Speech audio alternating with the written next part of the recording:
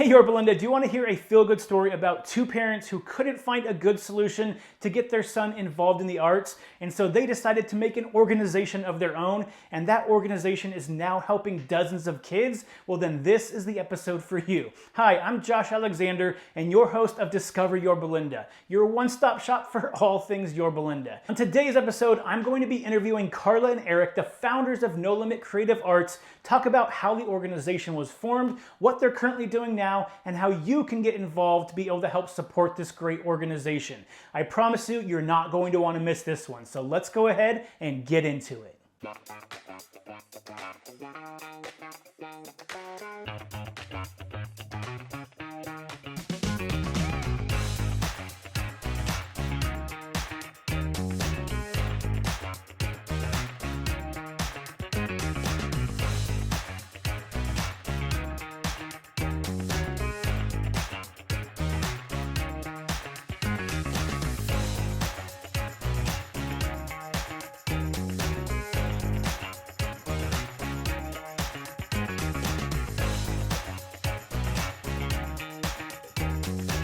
So everybody, I want to go ahead and welcome to the show today, Carla and Eric from No Limit Creative Arts.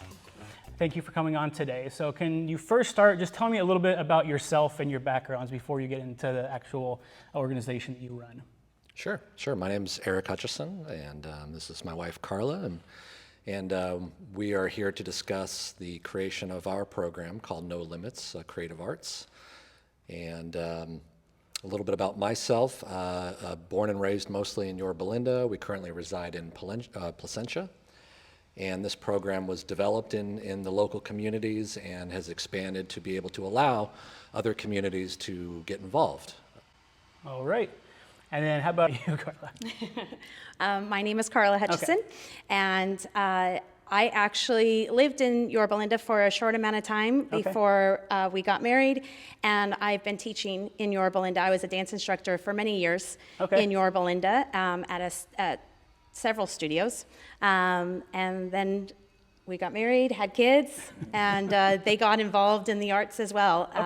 So I'm a dance instructor, he's an artist. Great. Okay, so now let's go ahead and talk about how this organization was formed. So how did you first come up with the idea, and what kind of made you want to create this organization?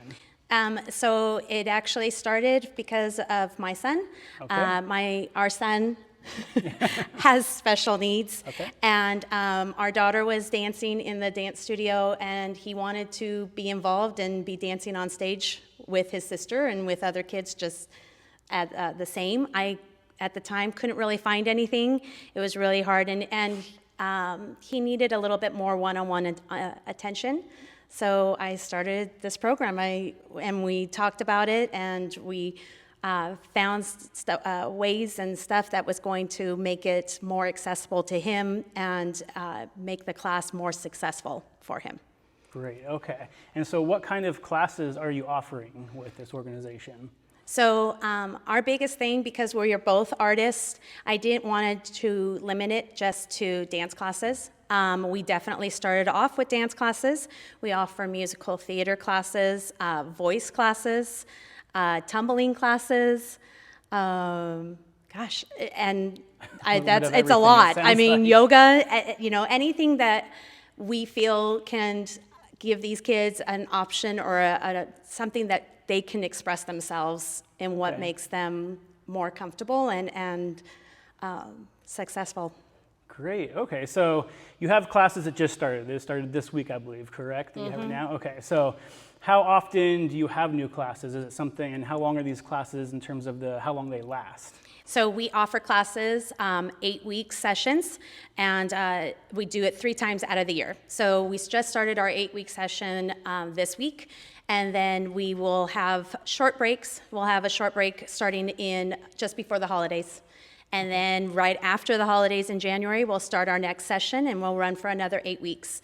And that's actually when we start learning a lot of our combos and our dance performances, but we always do a big performance for these kids because, again, this is something that they really want to do and strive to do. And we do a big performance in June, and we grab all of our kids, bring them all together, and have them do a big performance where they get to perform on stage like their typical peers. Okay, and then is that usually at the same spot every single year? Does that differ in terms of where it's held? It will be held at the same location. We actually ended up holding it at the Brea Curtis Theater. Yes, I was like, I know it was in Brea, but Brea Curtis Theater, and we'll be doing it again June 23rd.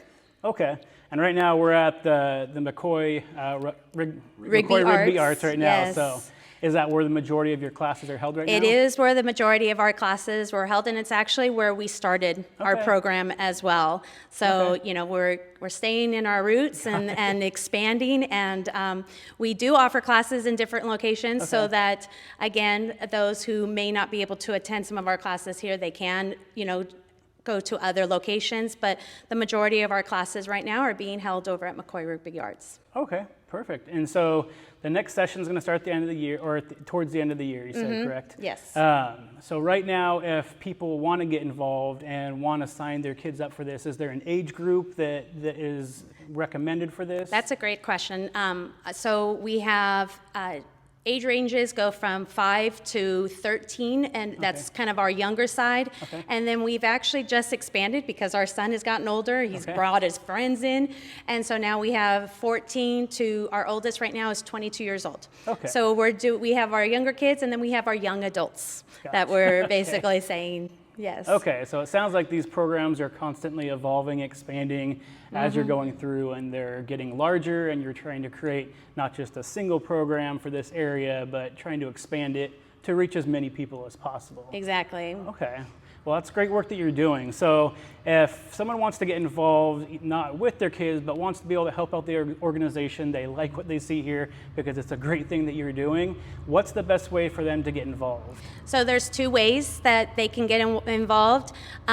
We are always taking on junior high and high school students and young adults who may be in college to be mentors and volunteers for our kids, because that's one of the best parts of our program and is what helps make it successful. These kids enjoy being with their typical peers.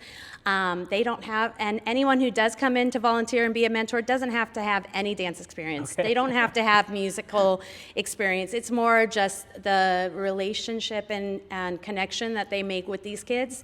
And then the other way is they can donate to our program as well. And that helps with buying costumes for our kids, for scholarships for some of our families who may not be able to afford taking classes. So all of that definitely helps. We have a website as well. Yeah, that's what I'm about to ask. Yep. Yes, we have a website. It's nolimitscreativearts.com. .org. That's right. That's right. So they can make donations through there. We're also we also have an option through Amazon Smile as well. So if you're ordering through Amazon, you know, feel free to click through to the No Limits program and make a donation there.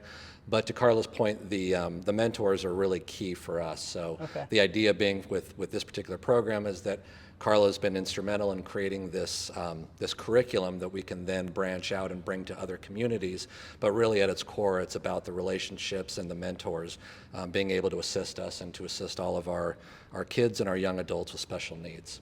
Gotcha. So if you can volunteer, make sure you come, because I was here, I checked out some of the classes today, and just watching the smiles on these kids' faces as they were dancing around, as they were tumbling, is something that is really special. So thank you so much for really doing this, because it's a special program, and I like to be able to see everything that Yorba Linda has to offer. So I'm glad I was able to connect with you guys.